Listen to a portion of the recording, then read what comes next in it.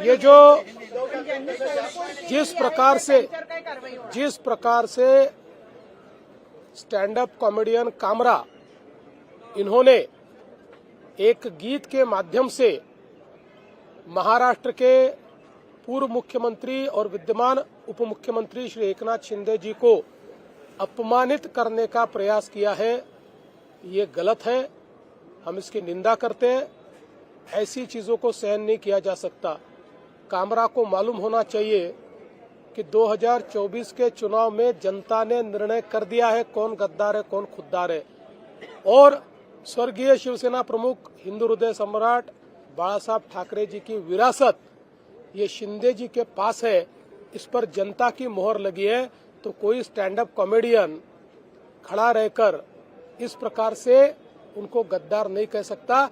जनता ने दिखा दिया, जिन्होंने गद्दारी की, जिन्होंने बाला साहब ठाकरे के विचारों से गद्दारी की, उनको घर भेजने का काम ये जनता ने किया हुआ है।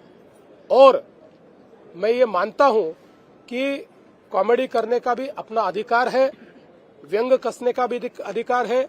हमारे ऊपर भी चाहे जितना व्यंग कसिए, इसमें कोई किसी को दर्द नहीं है, लेकिन अगर जानबूझकर अपमानित करने का और इस प्रकार से इतने बड़े नेताओं को बदनाम करने का काम अगर कोई करेगा तो मुझे ऐसा लगता है कि उसको सहन नहीं किया जाएगा।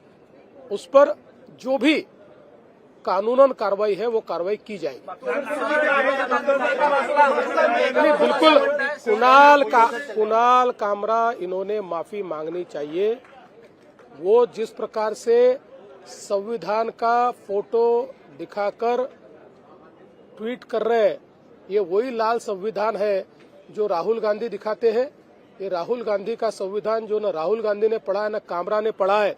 ऐसे संविधान का फोटो निकालकर आपकी गलती को आप लेजिटिमेट नहीं कर सकते, क्योंकि इसी संविधान ने ये कहा है कि हर एक की स्वतंत्रता ये अक्षुण्ण है, लेकिन उस पर मर्यादा भी है। जब वो दूसरे की स्वतंत्रता पर आक्रमण करती है तो ऐसी स्वतंत्रता पर मर्यादाएं भी आती है। दूसरे की स्वतंत्रता पर, दूसरे के विचारों पर आप आक्रमण नहीं कर सकते। इसलिए राहुल गांधी का संविधान दिखाकर आप अपने कुकर्मों से नहीं बच सकते।